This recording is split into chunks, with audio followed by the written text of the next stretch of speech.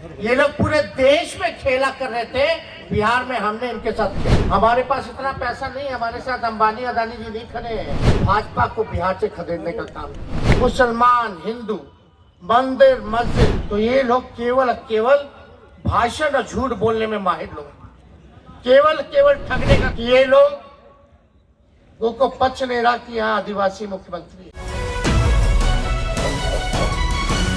बिहार के उप मुख्यमंत्री और राजद के कदावर नेता तेजस्वी यादव अपने 2 दिवसीय दौरे पर राजधानी रांची आए हुए थे। यह पहला मौका था जब तेजस्वी यादव बतौर डिप्टी सीएम जो बिहार वो बने हैं, इसके बाद रांची उनका आगमन हुआ। आप देख सकते हैं कि भव्य पंडाल यहाँ पर लगा हुआ है। मिलन समारोह था जिसमें झारखंड के हजार की संख्या में, या यूँ कहें कि लाखों की संख्या में जो राजद के कार्यकर्ता थे वो 24 जिला से यहाँ पर अपने नेता तेजस्वी यादव को सुनने के लिए आए थे। तेजस्वी यादव ने कल मुख्यमंत्री हेमंत सोरेन से मुलाकात की थी और आज अपने तमाम जो कार्यकर्ता थे, जो नेता थे, उन्हें एक गुरु मंत्र देकर गए हैं। वो गुरु मंत्र है आगामी 2024 के, चाहे बात लोकसभा चुनाव की हो या विधानसभा चुनाव की, ज़्यादा से ज़्यादा सीटों पर अपने प्रतिनिधित्व, इसके साथ ही ज़्यादा से ज़्यादा सीटों पर राजद के जो प्रत्याशी है उसकी जीत सुनिश्चित हो, ताकि जो आगे जो सरकार बनेगी उसमें राजद की भूमिका और बड़ी होगी। अगर वर्तमान की बात की जाए तो राजद के कोटे से एक विधायक हैं और वो हेमंत सोरेन के नेतृत्व वाली सरकार में बतौर श्रम मंत्री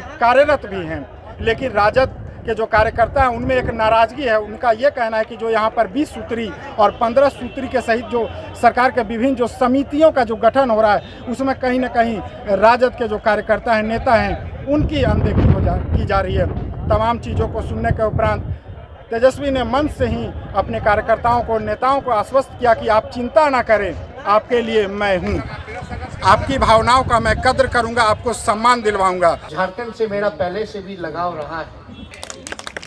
हम सब लोगों को योगदान देना पड़ेगा पार्टी को मजबूत करने के लिए, विचारधारा को मजबूत करने के लिए। कोई अगर समझता होगा कि राष्ट्रीय जनता दल कमजोर है झारखंड में, तो ऐसी बात नहीं, हमारा जनाधार है, कोई भूल ना करे। लेकिन कहीं ना कहीं पार्टी और संगठन उस हिसाब का हम लोगों का बन नहीं पाया, जो खामियाजा हम लोगों को भुगतना पड़ा। अब विशेष तौर पे अब हम लोगों को संगठन बनाना है, गांव तक जाना है, अभियान की शुरुआत करनी पड़ेगी, ज्यादा से ज्यादा कार्यक्रम करना पड़ेगा, अपनी बातों को जनता के समक्ष रखना पड़ेगा। तो इस काम में हम लोग लगेंगे। तो हम उम्मीद करेंगे कि आप सब लोगों का इसमें साथ मिले, आशीर्वाद मिले और आप लोग ताकत दीजिए, ताकि बिहार में तो हमने भाजपा को सबक सिखाया, यहाँ भी जो गठबंधन हमारा जेएमएम और कांग्रेस के साथ है, हम अगर ताकत अपनी बढ़ाते हैं तो गठबंधन की ताकत बढ़ती है, यहाँ की गठबंधन की ताकत बढ़ती है। तो हमारा गठबंधन अगर ताकतवर होगा तो आप समझ जाइए कि भाजपा यहाँ टिकने वाली नहीं। आप लोग सब लोग जानते हैं कि कई बाई इलेक्शंस भी वहां थे, तो आप लोग तो जानते ही हैं कि बीजेपी जो है झारखंड में क्या खेल कर रहा है, महाराष्ट्र में क्या खेल कर रहा है। देश में जहां भी उनकी सत्ता नहीं होती है वहां केवल धन के बल पर विधायकों की खरीद फरोख्त या सरकारी एजेंसियों द्वारा छापे और रेड करवाने का काम करता है। महाराष्ट्र में, झारखंड में जो हो रहा था, हम लोगों को लगा कि ये लोग संविधान को खत्म करेंगे, लोकतंत्र को खत्म करेंगे और जो चुनी हुई सरकार है उसको पैसे के बलबूते और सरकारी एजेंसियों के सहयोग से ये लोग जो है चुनी हुई सरकार को गिराएंगे। और हम लोगों ने बिहार की धरती में सभी समाजवादी एक हो गए और जब समाजवादी लोग एक हो जाता है तो ये फिरका परस्त ताकत कहीं टिकने वाला नहीं है। तेजस्वी यादव ये आप सब लोगों को जानना चाहिए। ये लोग पूरे देश में खेला कर रहे थे, बिहार में हमने इनके साथ खेला कर रहे। अब आप लोग देखिए, लेकिन इनके हिसाब से नहीं कि हम तो विपक्ष में थे भैया, हमारे पास इतना पैसा नहीं, हमारे साथ अंबानी अदानी जी नहीं खड़े हैं, हम लोग गरीबों की पार्टी है, और ना हमारे पास सरकारी तंत्र मंत्र है सीबीआई ईडी। सबसे बड़ी पार्टी होने के बाद भी हम लोगों ने निर्णय लिया और फिर से महागठबंधन बना करके भाजपा को बिहार से खदेड़ने का काम किया। केंद्र सरकार का जो बजट आया, इसमें झारखंड को क्या मिला? 17-18 साल सबसे ज्यादा अगर किसी ने राज किया तो यही भाजपा वालों ने किया ना। और केंद्र में भी उनकी सरकार, क्या मिला विशेष तौर पे? कुछ नहीं कर रहे ये लोग। इस प्रदेश के साथ पक्षपात कर रहे हैं, पैसा देना बंद कर रहे हैं, क्योंकि इनकी यहां सरकार नहीं है, यही काम में लोग लगे हुए। तो हम आप लोगों के बीच आए हैं यही संदेश लेकर के कि हम सब लोगों को एक होना होगा, धर्म जाति के चक्कर में नहीं पड़ना है। बीजेपी का एक ही एजेंडा रहता है, अगर चुनाव हारते हैं ये लोग तो केवल और केवल मुसलमान, हिंदू, मंदिर, मस्जिद, पाकिस्तान, कश्मीर, यही काम में ये लोग लगते हैं और कोई काम नहीं है इनका। बताइए, इन लोगों ने कहा था कि नहीं कहा था 2022 आएगा तो हर घर को पक्का मकान बना के देंगे, जिसको मकान नहीं उसको पक्का मकान बना करके देंगे। इन्होंने कहा था हर साल 2 करोड़ रोजगार देंगे। 2022 आ गया, क्या हुआ? किसान का आय दुगुना करेंगे, क्या हुआ किसानों का?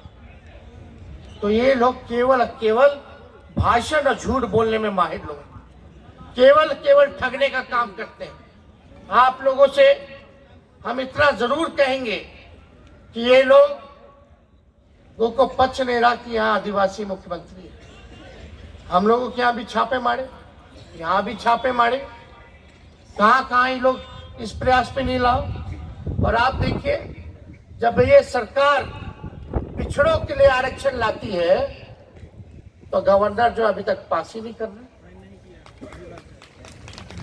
क्यों नहीं कर रहा? ये दलित विरोधी सरकार, भाजपा की, भाजपा वाले दलित विरोधी है, पिछड़ा विरोधी है। और हम कल मुख्यमंत्री जी से मिलके आए हैं, हमने कहा है कि भैया हम लोग सरकार में भी हैं और मुख्यमंत्री जी आपको निर्णय लेना है, आपको ये निर्णय लेना है कि कहीं हमारे कार्यकर्ताओं के साथ भेदभाव ना हो, उनका भी सम्मान जो है आप रखने का काम करें। और यही नहीं, हम तो उनको राय भी दे के आए कि पिछड़ों का आरक्षण आपने दिया, बहुत बढ़िया काम किया, लेकिन बिहार में हम लोग जो है कास्ट बेस्ड सर्वे करा रहे हैं। तो सुझाव दिया है कि झारखंड की धरती पे भी आप जो है कास्ट बेस्ड सर्वे यानी जाति गणना जो है आप कराने का काम है। जातियों की गणना मतलब सब लोगों का गिनती होता है,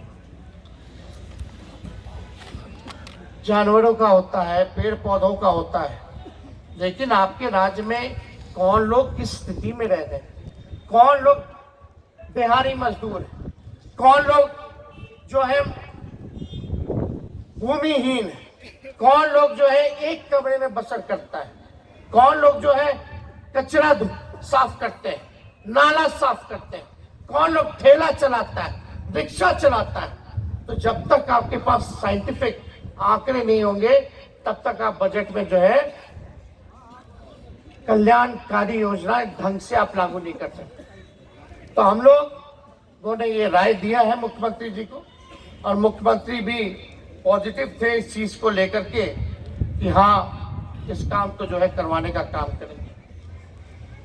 और जयप्रकाश जी ने बताया आपको कि आदरणीय लालू जी स्वस्थ होकर के वो दिल्ली आए हैं, देश आए हैं, और मेरी बहन ने किडनी दिया था।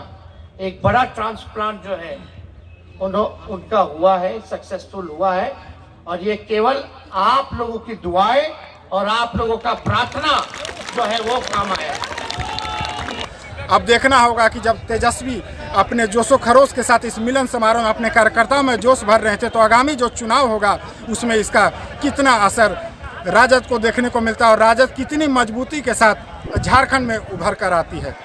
देशवा न्यूज़ के लिए झारखंड से मैं अशोक कुमार।